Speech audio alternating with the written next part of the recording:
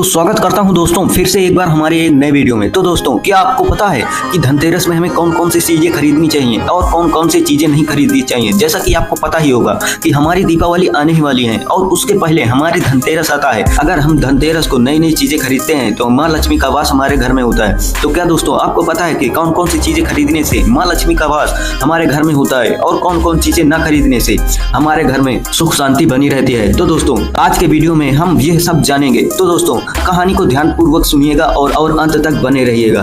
तो दोस्तों स्वागत है आप सभी का एक बार हमारे एक नए वीडियो धनतेरस में। धनतेरस कब है, धनतेरस पर कौन सा दुर्लभ योग बन रहा है जिससे चमक जाएगी इन 3 राशियों की किस्मत। आइए इसके बारे में जानते हैं और साथ ही आपको बताएंगे कि धनतेरस पर आपको कौन से 5 काम कर लेने चाहिए जिससे घर में माँ लक्ष्मी का आगमन होता है, पैसों की कमी कभी ना हो। साथ ही धनतेरस के इस समय गलती भी मत करिएगा। धनतेरस में भूलकर भी इस समय खरीदारी न कीजिए, छा जाएगी कंगाली। इस बारे में जानेंगे क्या खरीदना चाहिए, क्या नहीं खरीदना चाहिए। तमाम जानकारी है हमारे इस वीडियो में।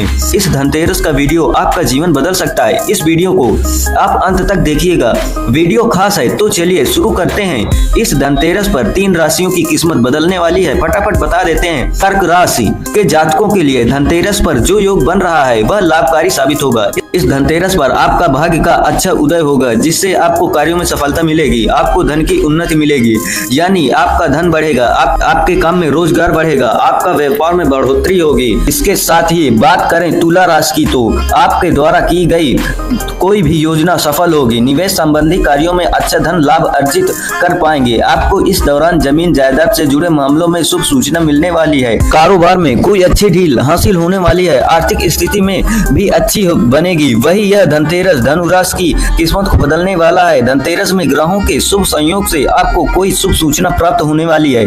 आपकी आय में बढ़ोतरी होगी, आय के नए नए स्रोत बनेंगे। जो लोग बेरोजगार हैं उन्हें नौकरी के अवसरों की प्राप्ति होगी। सरकारी नौकरी के प्राप्त के सपने पूरे हो जाएंगे। भौतिक सुख साधनों की प्राप्ति भी होगी। तो इस धनतेरस पर आप पूजा जरूर करिएगा। आइए जानते हैं कि वे 5 काम जिससे आपके घर में हमेशा माँ लक्ष्मी बनी रहेंगी। तो देखिए इस बार धनतेरस जो है 29 अक्टूबर को होगा, मंगलवार के दिन होगा। धनतेरस के दिन जहां एक और धन के देवता कुबेर की पूजा होती है तो दूसरी ओर वहीं स्वास्थ्य के देवता और आयुर्वेद में महाज्ञाता भगवान धन्वंतरी की पूजा होती है। धनतेरस का ज्योति शास्त्र में विशेष महत्व है। ऐसे में ज्योतिषाचार्य राधाकांत वस ने हमें बताया है कि अगर घर में दरिद्रता को दूर करना हो तो और घर में आर्थिक स्थिति में वृद्धि करनी हो तो धनतेरस के दिन ये 5 काम जरूर करिएगा।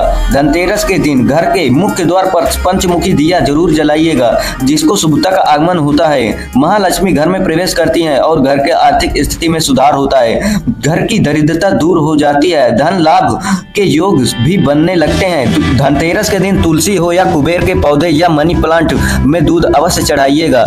इससे धन में बाधा पैदा करने वाले दोष दूर हो जाते हैं और ग्रहों की शुभता भी प्राप्त होती है।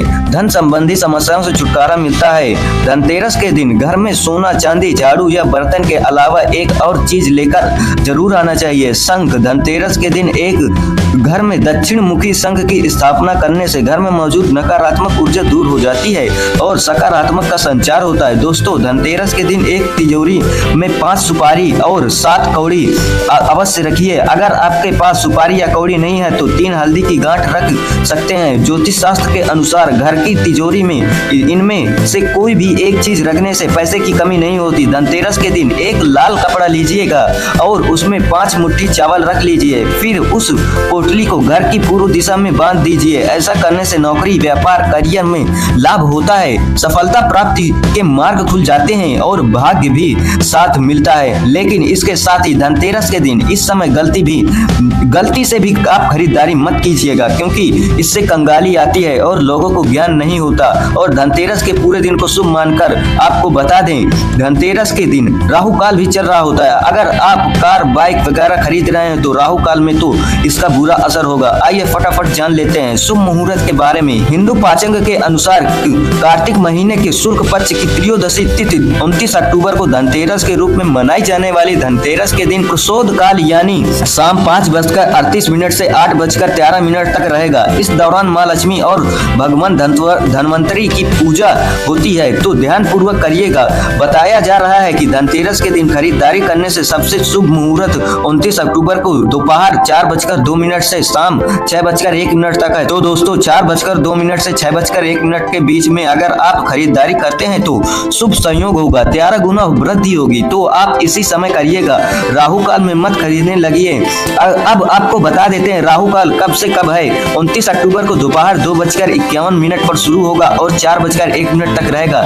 ऐसे जिनको राहु काल की जानकारी नहीं होगी वह 2:01 से 4:01 के बीच में जब भी सामान खरीदेंगे उनका बुरा ही होगा। इस समय में भूलकर भी खरीदारी मत करिएगा। राहु काल में खरीदारी करने से उनका शुभ फल नहीं होता है। आइए जानते हैं कि धनतेरस में आप और क्या क्या खरीद सकते हैं, क्या खरीद सकते हैं, क्या नहीं खरीद सकते, लाभ होता है धनतेरस पर क्यों खरीद देते हैं सोना चांदी और नए बर्तन। आइए फटाफट जान लेते हैं। 5 दिनों का त्योहार धनतेरस से शुरू होता है। इस साल धनतेरस 29 तारीख को है, लेकिन दीपावली के एक दिन पहले मनाए जाने वाले धनतेरस त्योहार को धन त्रयोदशी भी कहते हैं। अगर कोई सामान आप खरीदते हैं तो 13 गुना की वृद्धि होती है। यही कारण है कि ईर्ष्या नहीं करनी चाहिए, बुराई नहीं करनी चाहिए और किसी से कपट नहीं करनी चाहिए और किसी के भाग्य उदय होने पर जलना नहीं चाहिए। हिंदू धर्म में इस दिन सोना चांदी और इसके आभूषण नए बर्तन वस्तुएं खरीदना शुभ माना गया है। आइए जानते हैं धनतेरस का क्या महत्व है, क्या क्या चीजें खरीद सकते हैं। तो हिंदू धर्म में धनतेरस के दिन नई वस्तुओं की खरीदारी की परंपरा बहुत ही प्राचीन है। इस दिन नई वस्तुएं खरीदना शुभ माना जाता है कि इन वस्तुओं को खरीदने से घर में कभी भी धन की समृद्धि में कमी नहीं होती है। धनतेरस पर क्या करें। धनतेरस के शुभ अवसर पर सोना चांदी नए बर्तन सामान खरीदे। माँ लक्ष्मी भगवान कुबेर धनवंतरी की पूजा करने के अलावा कुछ खास चीजें भी खरीद सकते हैं। आप धन समृद्धि स्वास्थ्य में वृद्धि करने, लेकिन एक खास बात जान लीजिएगा। अगर आप दीपावली के दिन माँ लक्ष्मी और गणेश जी की पूजा के लिए जो मूर्ति लेने जा रहे हैं, चाहे धनतेरस के दिन जाए या फिर दीपावली के दिन जाए, आप अगर अपने हाथों में दुकान पर मूर्ति कोई एक मूर्ति अगर सबसे पहले चुन लेते हैं तो उसी पहली वाली मूर्ति को अपने घर में लेकर आइएगा, उसी की पूजा कीजिएगा, खरीदिएगा।